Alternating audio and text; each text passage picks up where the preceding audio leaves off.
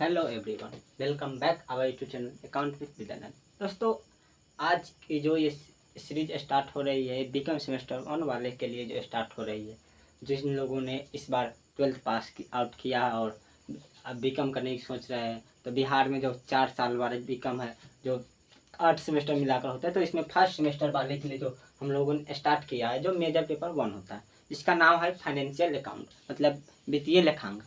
तो उसका एक यूनिट है हायर परचेज सिस्टम। इसको हम लोग आज समझते हैं और इसके बारे में पढ़ते हैं कि क्या होता है हायर परचेज सिस्टम। इसके बारे में हम लोग अच्छी तरह से समझेंगे और इसको जानेंगे। देखो दोस्तों, क्या है कि हायर परचेज सिस्टम मतलब कि पहले हम लोग इसको लिटरेचर पढ़ लेते हैं, फिर उसको हम लोग समझ लेंगे, उसका इंट्रोडक्शन समझ लेते हैं। तो इंट्रोडक्शन समझने के लिए क्या है कि हायर परचेज मतलब किराया क्रय पद्धति एक ऐसी पद्धति है, मतलब हायर परचेज सिस्टम एक ऐसा सिस्टम है जिसमें माल की कीमत सामयिक किस्तों द्वारा माल को क्रय करने के उद्देश्य से भुगतान की जाती है। मतलब जो भी माल है, जो भी गुड्स है, उसका जो कीमत होता है वो छोटे छोटे सामयिक मतलब छोटे छोटे समय के अनुसार, ये सामयिक मासिक हो सकता है, त्रैमासिक हो सकता है और अर्धवार्षिक भी हो सकता है और वार्षिक भी हो सकता है। तो किस्तों द्वारा माल को क्या करना है, क्रय करना है, परचेज करने के उद्देश्य से भुगतान की जाती है। मतलब पैसे को पेमेंट किया जाता है किसके उद्देश्य से, वस्तु मतलब कोई भी गुड्स को परचेज करने के उद्देश्य से। फिर आप लोग आगे समझते हैं, अंतिम किस्त के भुगतान तक का समय प्रत्येक भुगतान का किराया माना जाए।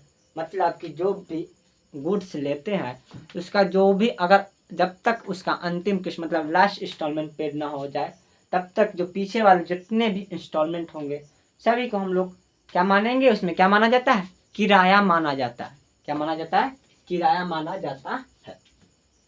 और माल का समेत क्रेता को तभी मिलता है, मतलब जब किराया मिलता है, जब जो भी परचेजर वस्तु खरीदता है तो उसका जो ऑनर उसको उस तब मिलेगा जब उसका जो सभी जो पेमेंट होता है, सभी जो इंस्टॉलमेंट का जो होता है वो भुगतान कर देगा। जब तक वो पूरा इंस्टॉलमेंट पेड न करेगा तब तक उसका उस जो भी वस्तु होता है, गुड्स होता है, उसका ऑनर घोषित नहीं कर दिया जाएगा। चलिए हम लोग एक बात समझते हैं एक कहानी के जरिए। मान लो ये बंटी है और ये चिंटी है।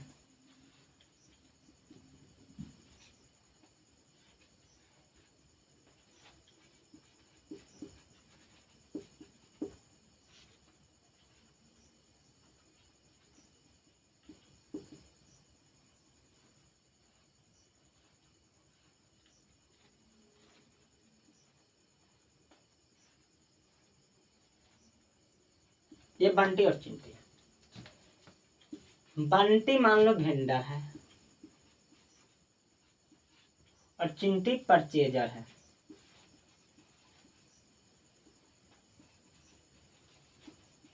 बंटी वेंडर हो गया और चिंटी परचेजर हो गया। चिंटी ने बंटी से कहा, भाई मुझे तुम्हारी शोरूम से, मान लो इसकी शोरूम कार की है, तो एक कार लेनी है। कार लेनी है, क्या लेनी है, कार। तो बंटी ने कहा अच्छा मिल जाएगा।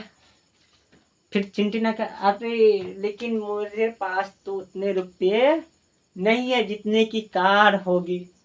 फिर बंटी ने कहा अच्छा कोई बात नहीं, चिंता मत लो, कार मिल जाएगी। कहा वो कैसे, कहा कि कार मिलेगी आपको किस सिस्टम के, एच से मान लो हायर, पी से परचेज, एच से सिस्टम। HPS मतलब हायर परचेज सिस्टम के अंतर्गत आपको हम कार दे देंगे।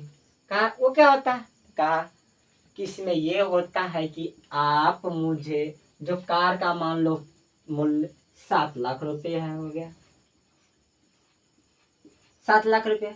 तो कहा कि आप मुझे जो 7 लाख रुपए की कार है उसका सिर्फ 10% दे दो, या 5% दे दो, या 20% दे दो। मान लो कहा दिया कि 10% आप मुझको दे दो, तो 10% बराबर कितना हो जाएगा, 70,000। ताकि आप मुझे सिर्फ इतना रुपये दे दो और बाकी तो फिर कहा चिंटी अच्छा बंटी, तो बाकी के पैसे, तो बाकी के पैसे फिर बंटी ने क्या कहा कि बाकी के जो पैसे बच गए उसको, मान लो बाकी के पैसे कितने बच गए, तो 6,30,000। 6,30,000 जो रेस्ट हो गया, 6,30,000 जो रेस्ट मतलब बाकी। अच्छा, तो इसका क्या होगा? तो कहा इसका जो होगा इसको हम एक निश्चित इंटरेस्ट लगाएंगे। क्या लगाएंगे? इंटरेस्ट मतलब इंटरेस्ट लगाएंगे, ब्याज लगाएंगे, और एक निश्चित इंटरेस्ट के करके आप उसको क्या कर देंगे? इंस्टॉलमेंट में बांट देंगे। क्या कर देंगे? इंस्टॉलमेंट करने के लिए क्या होता है? इंटरेस्ट प्लस प्रिंसिपल कर देते हैं। क्या कर देंगे? प्रिंसिपल। दोनों थोड़ा इंटरेस्ट थोड़ा प्रिंसिपल को मिला करके आपको एक इंस्टॉलमेंट बना देंगे। और इंस्टॉलमेंट बना करके फिर क्या करेंगे?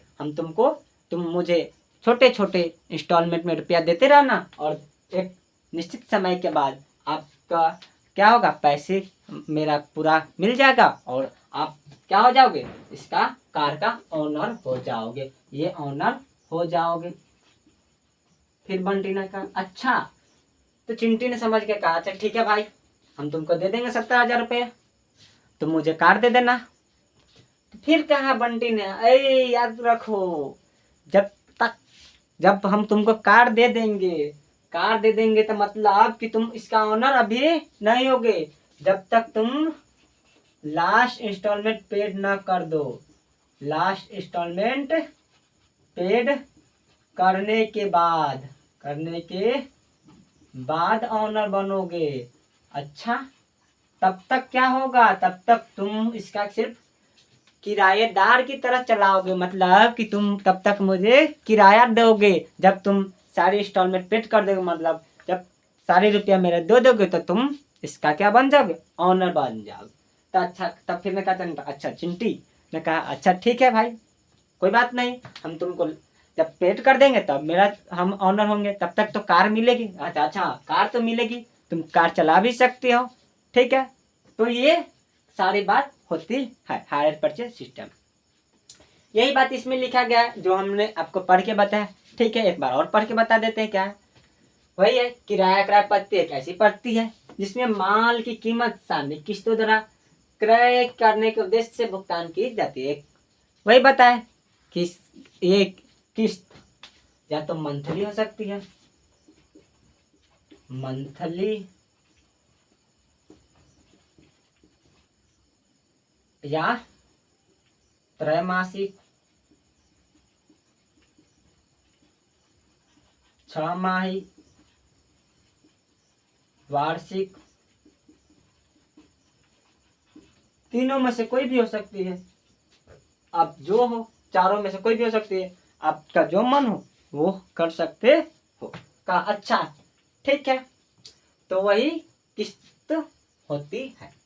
और किस्त का भुगतान समय प्रत्येक भुगतान का किराया माना जाता है। मतलब जब तक आप लास्ट किस्त का पेमेंट ना करेंगे, इससे पीछे जितने भी आप किस्त भरेंगे सबको एक किराया माना जाता है कि आपने जो सामान उपयोग कर रहे हैं उसके बदले आप उसको किराया दे रहे हैं। जब आप लास्ट इंस्टॉलमेंट पेड कर दोगे तब आप उसका किराया, मतलब आप उसका क्या हो जाओगे? ऑनर हो जाओगे, आप उसका मालिक हो जाओगे। तब उसके बाद आप बेचो खरीदो, उससे कोई मतलब उसको नहीं रहेगा, वेंडर को उससे मतलब नहीं। लेकिन जब तक आप लास्ट इंस्टॉलमेंट पेड ना करोगे तब तक वेंडर उसका ऑनर रहेगा। ये बात होती है। चलिए आगे हम लोग समझते हैं किराया क्रय पत्ती के विशेषता, features of hire purchase system. इसके बारे में हम लोग जानेंगे। पहला क्या है? समझौता, एग्रीमेंट। क्रेता और विक्रेता के बीच समझौता होता है। वही ना हुआ, पहले बंटी और चिंटी के बीच क्या हुआ? एग्रीमेंट हुआ कि भाई मुझको कार दे। तो बंटी ने क्या किया कि तुम मुझको कार का सिर्फ 10% दे दो। तो इनके बीच क्या हुआ? समझौता हुआ, ठीक। फिर सुपुर्दगी पर भुगतान, फिर क्या किया कि कार उसको दे दिया, 10% दे दिया, वो कैश पेमेंट हो गया, इनिशियल पेमेंट हो गया। उसके बाद उसको धीरे धीरे रुपया इंस्टॉलमेंट के तरीके से देगा और भुगतान करते रहेगा, और कार इसको क्या होगी? मिल गई, ठीक। आगे क्या है? किराया क्रय मूल्य का नगद मूल्य से अधिक होना। Hire purchase price is higher than cash price. सही बात है भाई।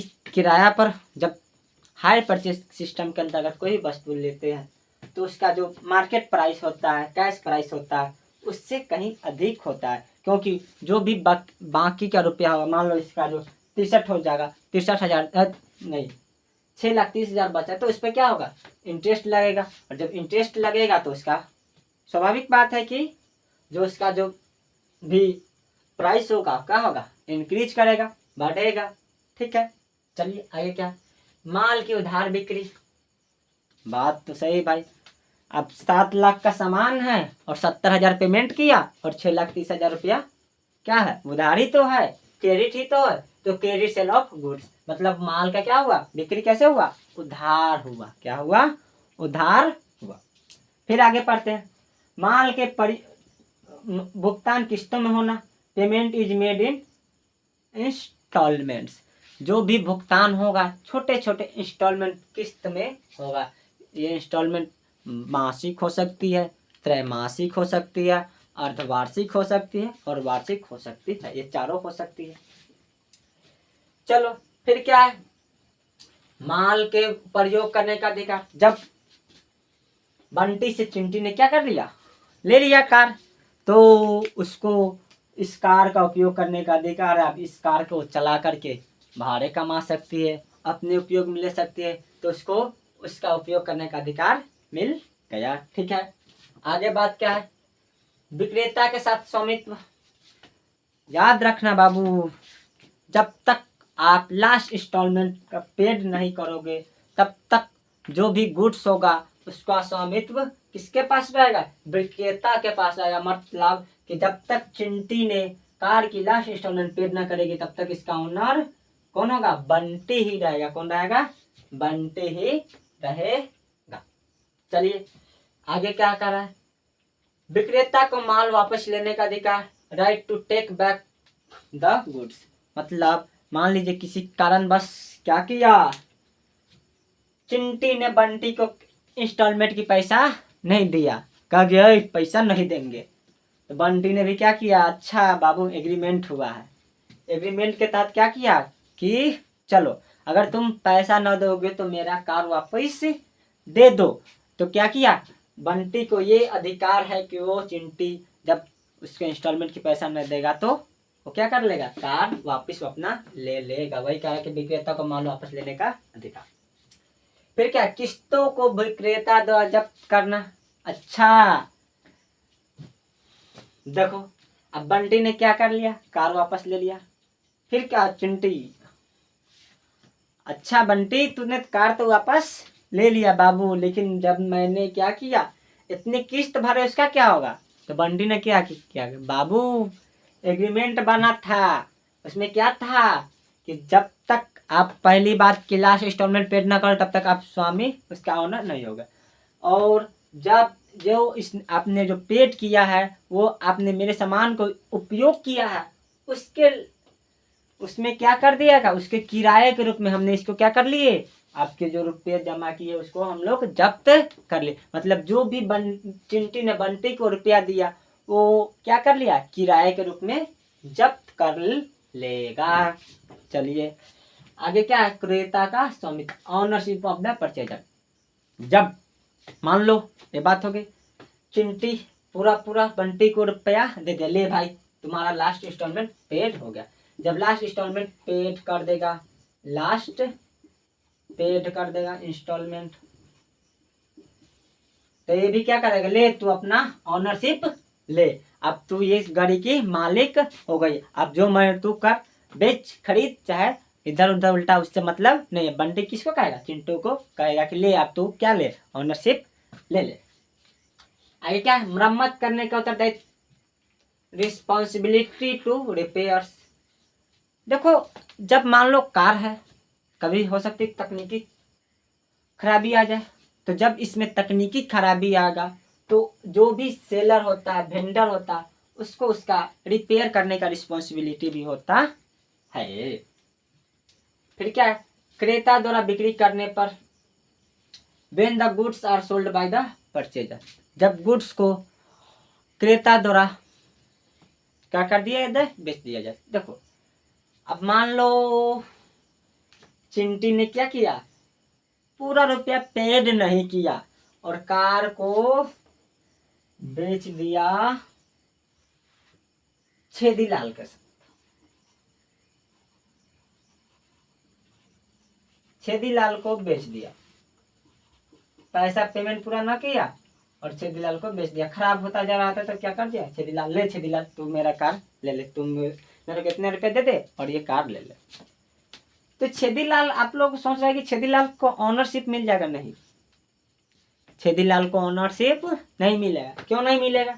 क्योंकि जब तक लास्ट इंस्टॉलमेंट पेड ना होगा छेदीलाल को भी ऑनरशिप नहीं मिला। मतलब असली मालिक अभी छेदीलाल नहीं होगा, असली मालिक कौन रहेगा? बंटी ही रहेगा। चलिए, जब ये चिंटी मान लीजिए पूरा इंस्टॉलमेंट पेड करके जब छेदीलाल को दे दिया, तब क्या होगा? छेदीलाल ऑनर होगा। अगर पूरा इंस्टॉलमेंट पेड न करेगा तो छेदीलाल ऑनर नहीं होगा।